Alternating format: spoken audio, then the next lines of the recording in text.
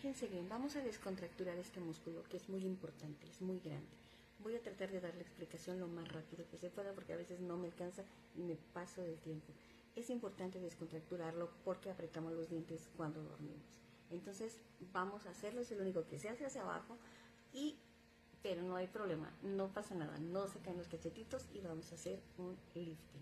Bueno, vamos a abrir nuestra boquita a la altura de la ceja, donde están las orejitas y bajamos. Se siente un poquito de dolor, burbujitas, pero no pasa nada. Si sienten mucho dolor, no lo hagan. Eso es. Y después con el dedo pulgar hacia abajo.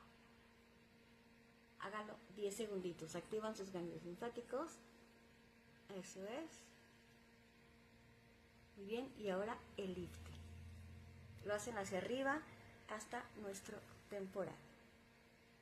Esto es porque si no descontracturamos esta parte de este músculo, de aquí, que después les dejo en los comentarios cómo se llama, es muy importante la postura y los trapecios. Hay que descontracturarlos para que nuestro rostro esté perfecto.